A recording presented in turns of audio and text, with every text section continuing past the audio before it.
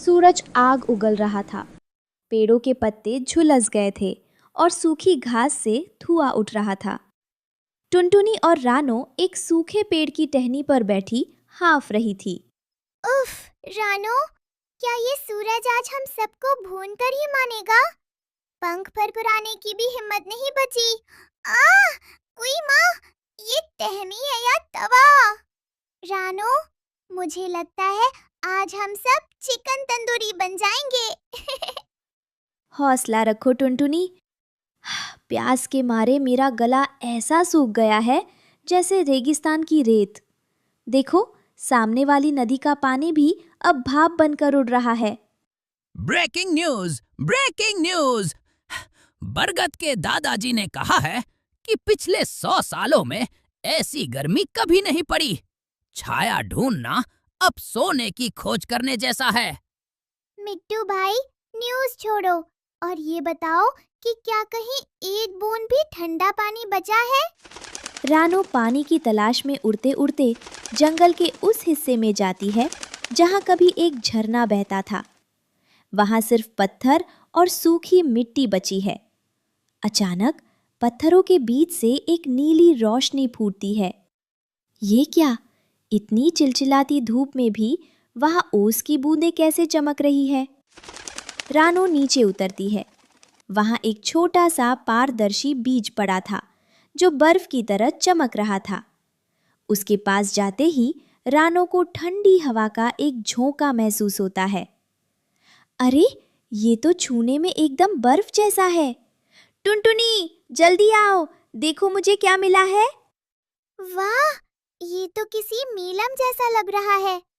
रानो, इसे यहाँ मिट्टी में दबाकर देखो, शायद कोई ठंडी छांव वाला पेड़ उगाए।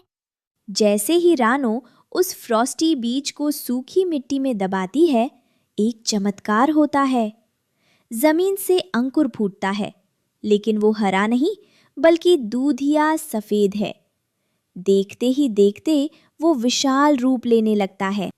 हे भगवान, ये पेड़ नहीं है, ये तो एक घर है। नन्हे पंछियों, डरो मत, मैं शीतल मन का उपहार हूँ। जब तक तुम्हारे इरादे नेक है, मेरी दीवारें तुम्हें पिघलने नहीं देंगी। आओ, मेरी गोद में विश्राम करो। सुना आपने? ये महल तो हमसे बात कर रहा है।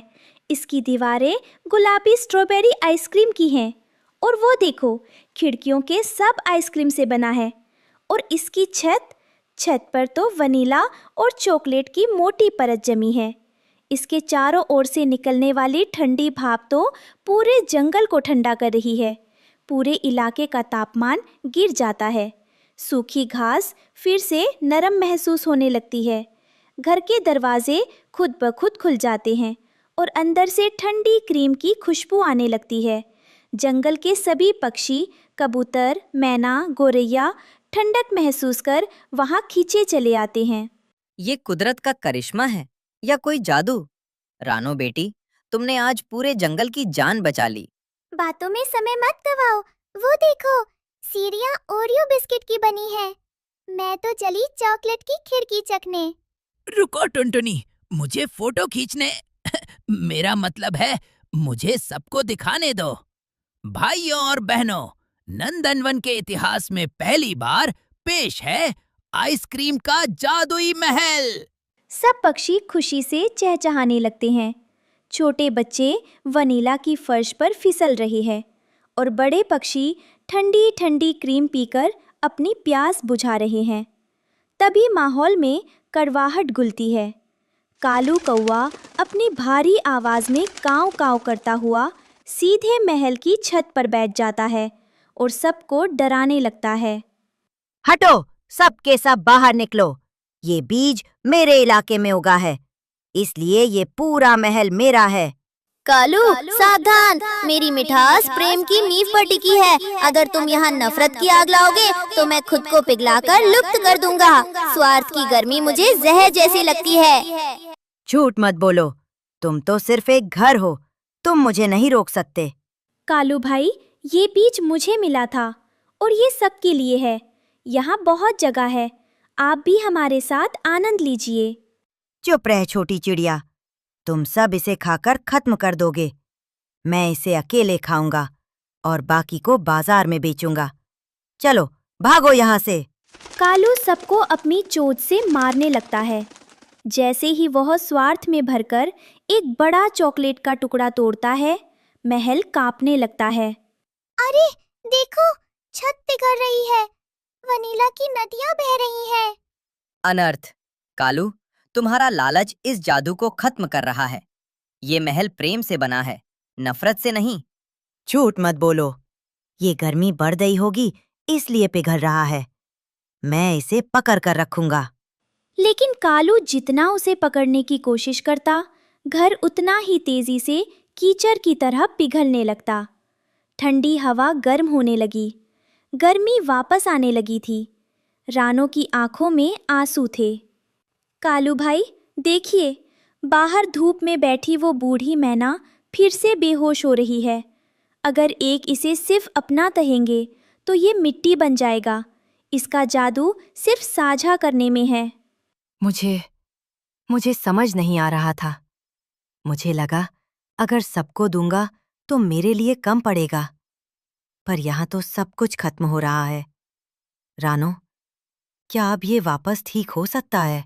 सिर्फ तभी जब आपका दिल साफ हो। भाइयों, मुझे माफ कर दो। वापस आओ। ये घर मेरा नहीं, हमारा है। दादी को अंदर लाओ, उन्हें ठंडक की जरूरत है। अब तुमने असली ठंडक को पहचान लिया है कालू। जो हाथ दूसरों की मदद के लिए बढ़ते हैं, मैं उन्हें कभी खाली नहीं छोड़ता। देखो, अब मेरा विस्तार देखो। जैसे ही कालू ने दादी को सहारा देकर अंदर पहुंचाया, एक ठंडी बिजली सी कौंधी। पिघली हुई आइसक्रीम जादुई तरीके से वापस जम गई। दरारें भर गई और महल पहले से 3 गुना बड़ा हो गया। अब वहां न सिर्फ पक्षी बल्कि छोटे जानवर भी आ सकते थे। अविश्वसनीय! महल तो खुश होकर और भी बड़ा हो गया। आज हमने सीखा कि गर्मी केवल सूरज की नहीं होती, मन के लालच की भी होती है, और उसे मिटाने के लिए बांटने की ठंडक चाहिए। सही कहा मिट्टू। और अब भाषण बंद करो। कालू भाई ने वनीला की नई गैलरी खोली है। चलो सब मिलकर दावत उड़ाते हैं। पूरा जंगल उस जादुई महल में चहचहा उठा। कालू अब गेट पर पहरेदार नहीं बल्कि सबका स्वागत करने वाला मेजबान बन गया था। नंदनवन में अब गर्मी का डर नहीं बल्कि एकता की मिठास थी। याद रखना, जब तक तुम मिलजुल कर इस मिठास को बांटोगे, मेरी बर्फ कभी नहीं पिघलेगी। बांटना ही असली जादू है। इस कहानी से हमें सीख मिलती है कि जो चीज अकेले भोगी जाए वो खत्म हो जाती है, पर जो बांट कर इस्तेमाल की जाए वो जादुई रूप से बढ़ती रहती है।